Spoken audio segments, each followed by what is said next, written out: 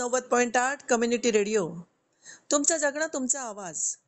श्रोते हो, माझी कविता या कार्यक्रमात आज आपण गप्पा मारणार आहोत प्रतिभा सराफ यांच्याशी. या कवयित्री म्हणजे एक वेगळंच रसायन आहे बरं का. म्हणजे महाविद्यालयात त्या भौतिकशास्त्र विषय शिकवतात आणि पीएचडी करत आहेत गझल या विषयावर. Arts and science combined.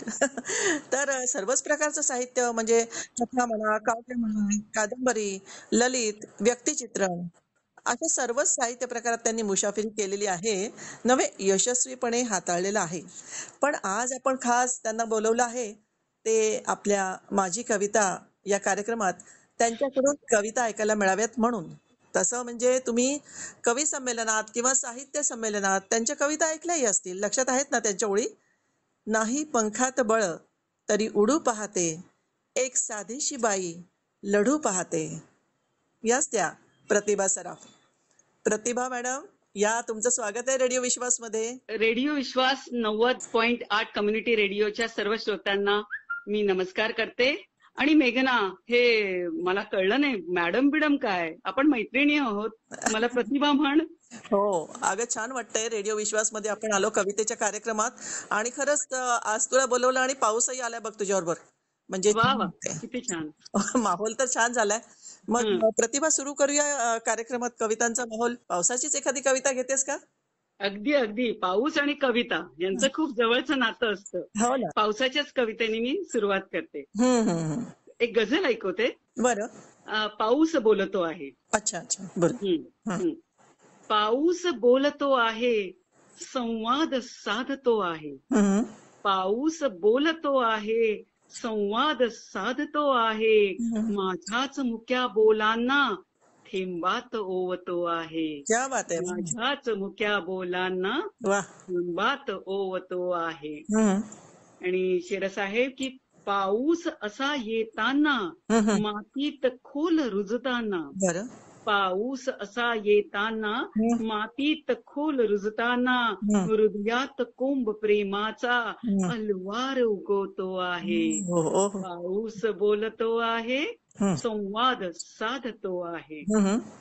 आणि पुढचा असा शेर आहे की कसं असतं ना, की आपण जे घराला दाराला तोरण बांधतो ते घरात समृद्धी यावी यासाठी. आणि पावसाचं जे दाराला आणि खिडक्यांना थेंबांचं तोरण असतं ना, त्याचं असं असतं की घरातल्या आतल्या लोकांसाठी आणि घराच्या बाहेरच्या लोकांसाठी सुद्धा ते तोरण समृद्धी देणारं असतं. असा भाव आहे की पाऊस बांधतो तोरण दारात लाख मोलाचे. पाऊस बांधतो तोरण दारात लाख मोलाचे.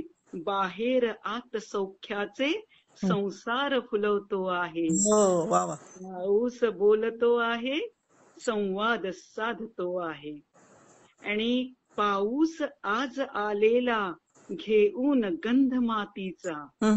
पाऊस आज आलेला घेऊन गंध मातीचा. ऊक ओल जगण्याची श्वासात गुंफतो आहे.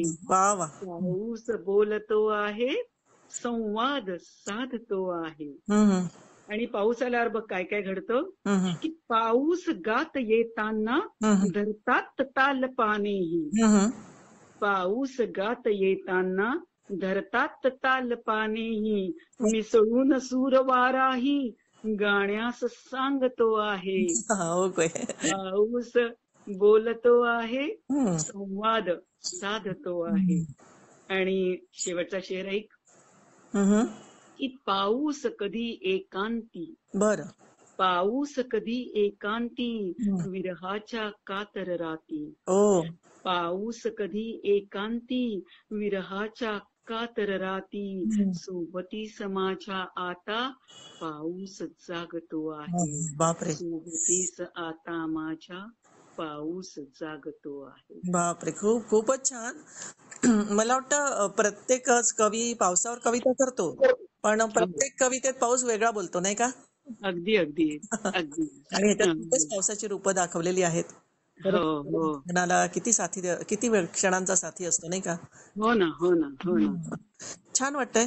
आणि गझल ही तुझी एक स्पेशालिटी आहे, त्यामुळे आम्हाला तुझ्याकडनं वेगवेगळ्या गझल ऐकायला मिळतीलच. पण हो. इतरही काही काव्य प्रकार असतील तर तेही सादर करावे. तर तुझ्या आवडीच्या काही कविता ऐकू ना.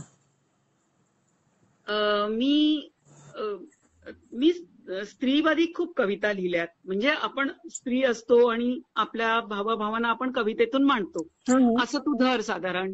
बर तर त्या स्वरूपाच्या काही कविता घेते मी. बर. एक 2 छोट्या कविता घेते.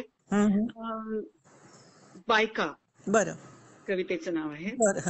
की बायका भरत राहतात मसाले, हम्म. वातुळ वांग्याच्या आत, कडू कारल्याच्या आत, चिकट भेंडीच्या, नाही तर पोकळ ढोबळी मिरचीच्या आत. हो. हम्म. हम्म. बायका भरत राहतात मसाले, हम्म. वातुळ वांग्याच्या आत, कडू कारल्याच्या आत, चिकट भेंडीच्या, नाही तर पोकळ ढोबळी मिरचीच्या आत. किती सहजपणे बदलून टाकतात त्या मूळ चव भाजीची. हो ना. हम्म.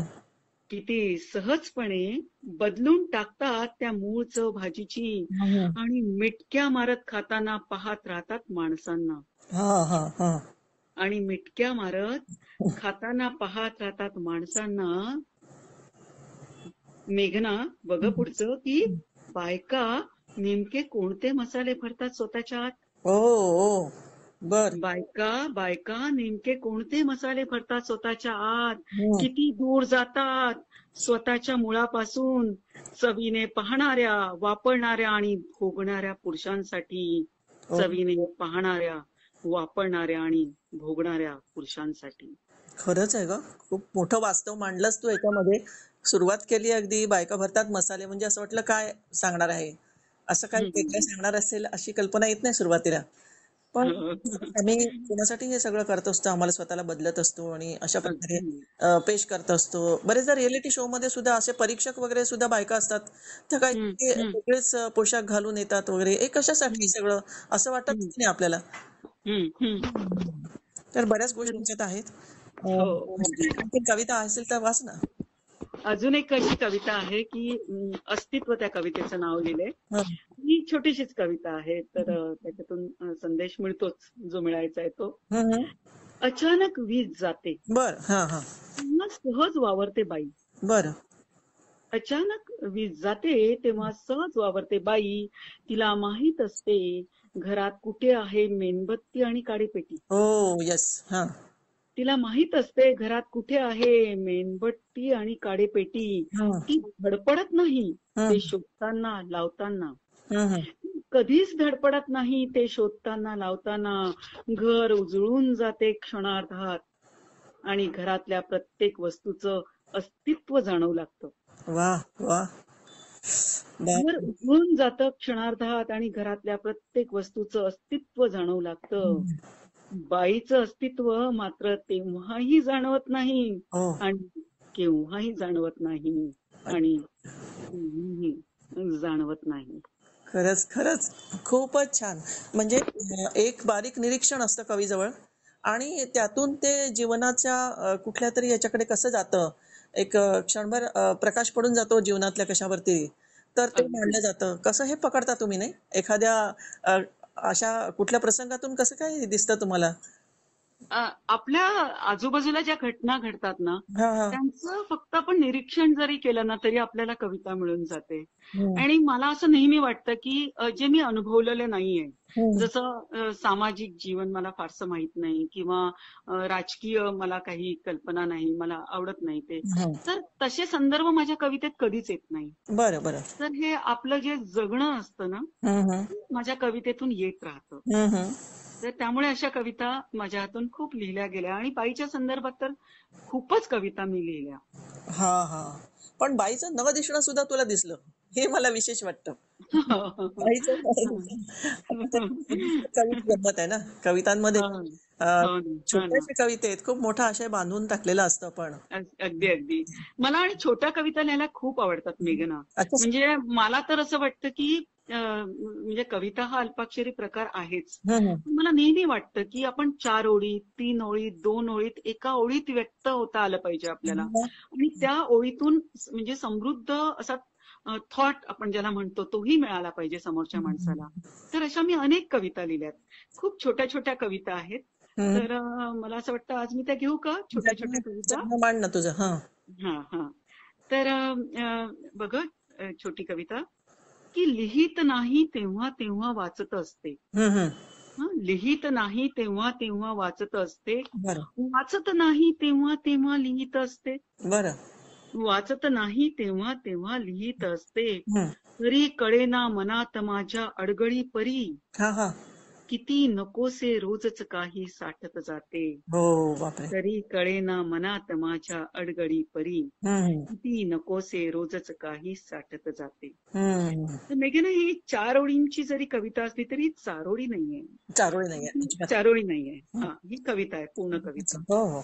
आता अजून एक कविता तुला खूप आवडेल आणि खूप जवळची वाटेल की लोक म्हणतात हम्म. किती छान दिसतो जोडा. बरं.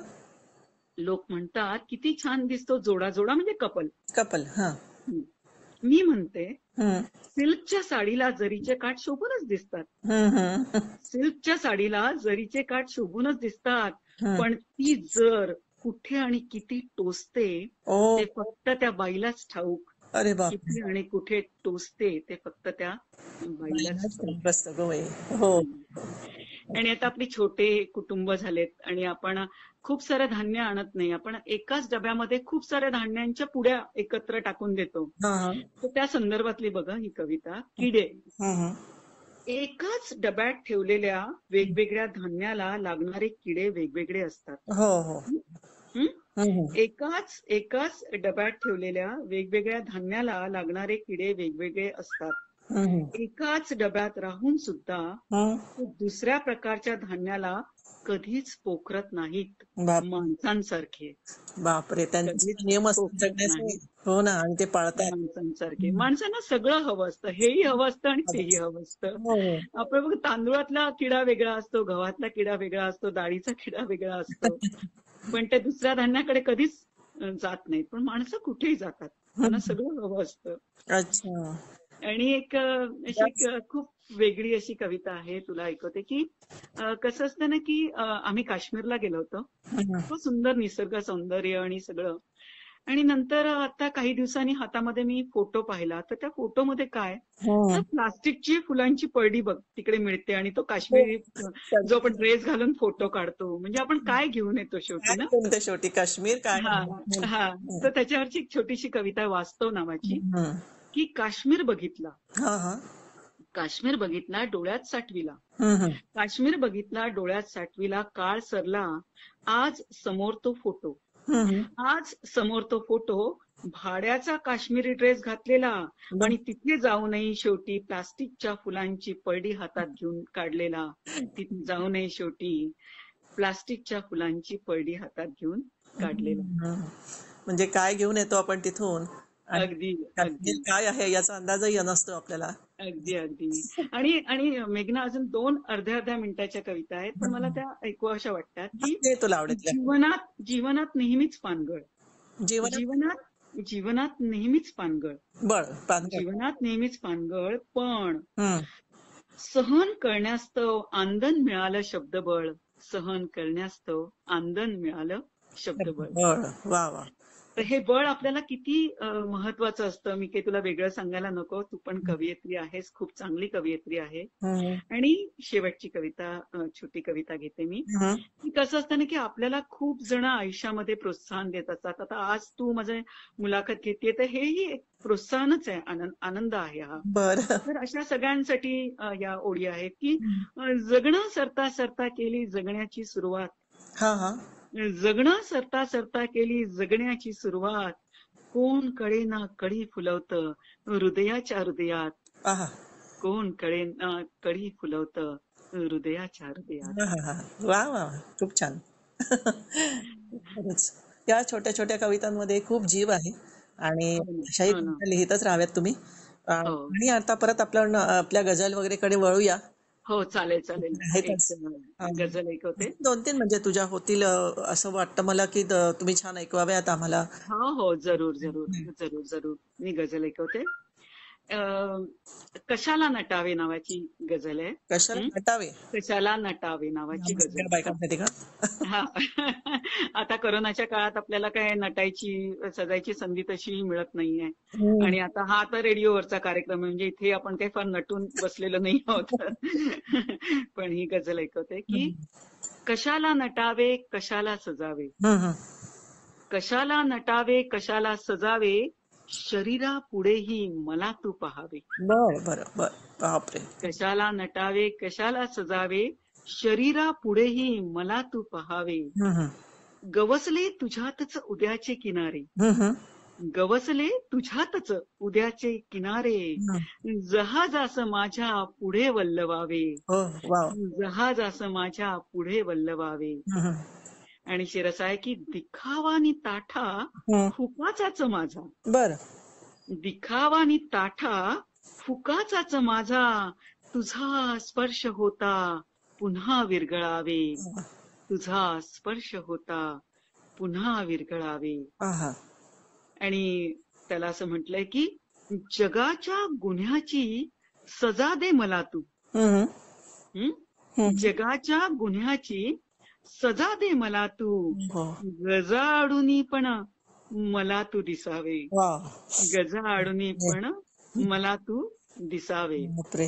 खूपच. आणि आणि आणि शेवटचं असं आहे की तुझी साथ नसता गझल पांघरावी, बर बर. तुझी साथ नसता गझल पांघरावी, हम्म.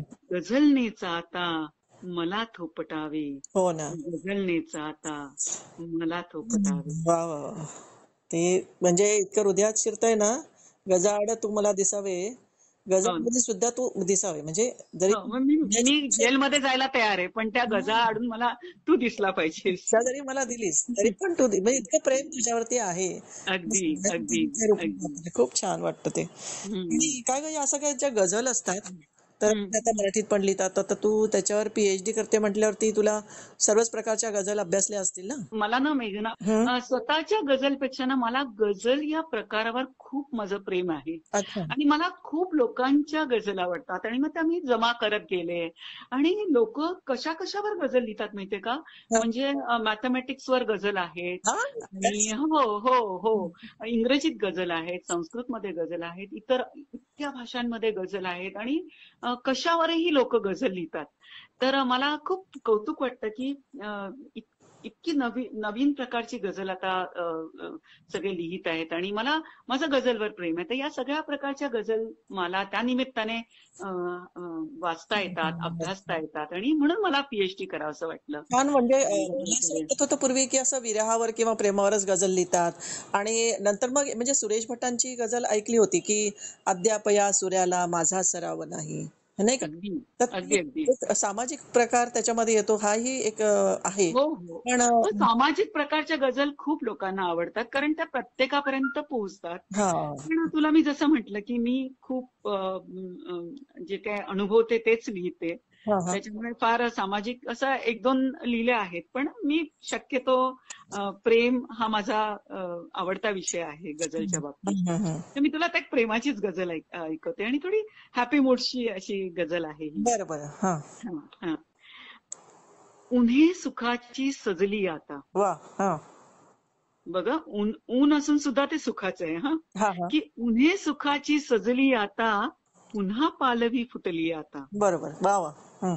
उन्हे सुखाची सजली आता, पुन्हा पालवी फुटली आता. हम्म. आणि शेर असा आहे की रात्रीची ती भयान स्वप्ने, हम्म. रात्रीची ती भयान स्वप्ने, धुके होऊनी विरली आता, हो. वा. पुन्हा पालवी फुटली आता. हम्म. नवा ऋतू बघ आला परतून, हा हा. नवा ऋतू बघ आज. आला परतून, हम्म.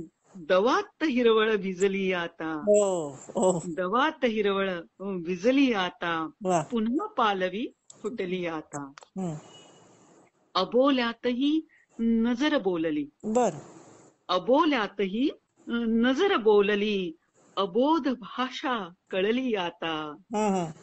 पुन्हा पालवी कुठं? फुटली आता. हम्म. आणि बघा ही ओळ हम्म. की तुला पाहिले आणि अचानक, हा हा. हं, तुला पाहिले आणि अचानक हं.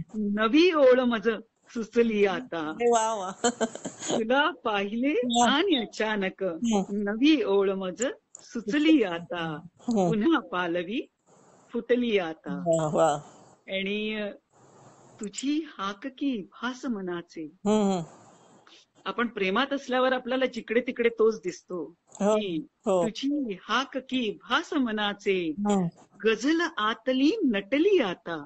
आहाहा. तुझी हाककी भास मनाचे. हं. गझल आतली नटली आता. हं. पुन्हा पालवी फुटली. फुटली आता. वा वा. आणि शेवटचा शेर. हं? हं. ही प्रेम कहाणी कशास सांगू. हं, हं. प्रेम कहाणी कशास सांगू. हं, हं. प्रेम कहाणी कशास सांगू. खूण गुलाबी दिसली आता. प्रेम कहाणी कशास सांगू. खूण गुलाबी दिसली आता. हं. पुन्हा पालवी फुटली आता. पुन्हा पालवी फुटली आता. पण मला एक गुपित कळलं की कवींना नव्या नव्या ओळी कशा सुचतात बुवा. तुला पाहिले आणि अचानक. आता मी म्हणते की आपला म्हणजे शेवटच्या गझलकडे जाण्यापूर्वी हा, कार्यक्रमाच्या शेवटची एक गझल हा, ऐकण्यापूर्वी हो, हो, थोडं पुस्तकांबद्दल आपण बोलूया की हो, जरूर. वेगवेगळी नावं आहेत जी पुस्तकांची. तर हो, हो, एक कादंबरी सुद्धा आहे आणि हो, तिचं हो. टायटल काय कादंबरी कादंबरी जगताना. जगताना. तर हा. ह्याच्यात काय विषय असेल बरं? ह्या कादंबरीचं ना खूपच असं वेगळं वैशिष्ट्य आहे हं. मेघना. मी तुला सांगते की अ, मला ना माझ्या आणि माझ्या नवऱ्याच्या संदर्भातल्या अनेक आठवणी होत्या. म्हणजे अच्छा. संसार करताना, प्रेमात पडल्या असताना, म्हणजे अशा अनेक आठवणी होत्या. तर त्या मला सगळ्या हव्या होत्या ह्याच्यामध्ये. पण मला ते आत्मचरित्र वगैरे असं काही लिहायचं नव्हतं. कारण थोडंसं आपल्याला मग तिथे मुभा मिळते ना, हं. ललित गद्य पण टाकण्याची अशी. त्यामुळे मग त्या सगळ्या आठवणी मी गोळा केल्या. आणि या कादंबरीचं वैशिष्ट्य असं आहे की या कादंबरीमध्ये फक्त तो आणि ती दोनच पात्र आहेत. ओ अच्छा. हा. हा, म्हणजे त्यांचे कोणी नातेवाईक नाहीये, त्यांचे कोणी फ्रेंड नाहीये, त्यांचे कोणीच नाहीये. त्यांचं संपूर्ण हे जे विश्व आहे हे हं. दोनच माणसांचं विश्व आहे. हं, हं. तिला काय वाटतं, त्याला काय वाटतं, तो तिला फोन करतो, ते भेटतात. ते भेटत नाही तेव्हा त्यांच्या मनामध्ये काय विचार येतात. संपूर्ण कादंबरीभर दोनच पात्र आहेत. ओ तुमच्या हा. आठवण आणि हा, सगळं हा. हेच असेल आणि म्हणजे ही काव्यमयच कादंबरी म्हणायची नाही का? हो, हो. काव्यमयच असेल ते सगळं. अगदी अगदी अगदी अगदी काव्यमय आहे. तर म्हणजे हं. दोनच पात्रांची कादंबरी आहे. आणि आणि आणि सर्वात अजून एक गंमत त्या कादंबरीची तुला सांगते मेघना, की ही कादंबरी तू वाचत जाशील ना तेव्हा तुला हे कळणार नाही की हे दोघ जण वयाच्या 18व्या वर्षात आहेत की 60 ओलांडलेले आहेत. अच्छा. हेही कुठेही आलेलं नाहीये त्याच्यात. अच्छा. फक्त प्रेम प्रेम आणि सगळ्या भावना, त्यांच्या प्रेमाचे सप्तरंग ह्या कादंबरीत आहेत. खूप खूप रंग असू शकतात हे हो. कल्पनांनी कळलं आहे मला. तर प्रेमाचे सगळे रंग त्या कादंबरीत आहेत. आपण आता वेगळा संदर्भ घेऊन एक कविता शेवटची सादर करा. हम्म. म्हणजे आमच्या रसिकांची तृप्ती तर काही होणार नाहीच आहे. अनेक कविता त्यांना सतत ऐकाव्याशा वाटत राहतील. फक्त आज बरं. त्या कार्यक्रमाचं वेळेचं बंधन असल्यामुळेच केवळ आपण ही शेवटची गझल घेतो आहोत. चालेल चालेल. हं. मेघना, तुला आवडलेली गझल घेते, जगण्याचे संदर्भ हरवले. हो हं? हो हं. चालेल ना? हो हो हीच हवी होती. हं. हं. जगण्याचे संदर्भ हरवले हं. तू नसल्यावर. बरं. हं. तर कसं प्रेमिकांचं जीवन असतं ना की तो सतत आपल्याला सोबत लागतो आणि तो थोडाही इकडे तिकडे गेला की आपल्याला सहन होत नाही. तसं ते आहे की जगण्याचे संदर्भ हरवले तू नसल्यावर. हं, हं. जगण्याचे संदर्भ हरवले तू नसल्यावर. शब्दांचेही अर्थ बदलले हं. तू नसल्यावर. हो हो काय होतं तसं. जगण्याचे संदर्भ हरवले तू नसल्यावर. हं. शब्दांचेही अर्थ बदलले तू नसल्यावर. हं, हं. आणि बघा, आपण नवरा बायको भांडतो आणि नंतर आपल्याला काय वाटतं बघा, हं. की बोल बोलले तुला किती मी आता स्मरते. हं, हं. बोल बोलले तुला किती मी आता स्मरते. हो मौनाचे सामर्थ्य समजले तू नसल्यावर. हो हो खरंच खरंच. हं. मौनाचे सामर्थ्य समजले तू नसल्यावर. हं. जगण्याचे संदर्भ हरवले तू नसल्यावर. हं. शब्दांचेही अर्थ बदलले तू नसल्यावर. हं, हं. आणि पुढचा शेर बघा की पिसले पत्ते पुन्हा पुन्हा मी राजासाठी. बर. पिसले पत्ते पुन्हा पुन्हा मी राजासाठी. गुलाम जोकर फक्त गवसले तू नसल्यावर. हो ना. वा. बाप. गुलाम जोकर फक्त गवसले तू नसल्यावर. जगण्याचे संदर्भ हरवले तू नसल्यावर. शब्दांचेही अर्थ बदलले तू नसल्यावर. खरंच. आणि पुढचा शेर बघ की तुझी सावली नाही तर मग छळ उन्हाळा. हा. बरं. तुझी सावली नाही तर मग छळ उन्हाळा. हा. सूर्यालाही मीच कळवले हो. तू नसल्यावर. हो. बापरे. सूर्यालाही मीच कळवले तू नसल्यावर. आणि पुढचा शेर आहे की पेरत गेले नको नकोशा आठवणींना. पेरत गेले नको नकोशा आठवणींना. जुनेच क्षण ते पुन्हा उगवले तू नसल्यावर. हो. जुनेच क्षण ते पुन्हा उगवले तू नसल्यावर. जगण्याचे संदर्भ हरवले तू नसल्यावर.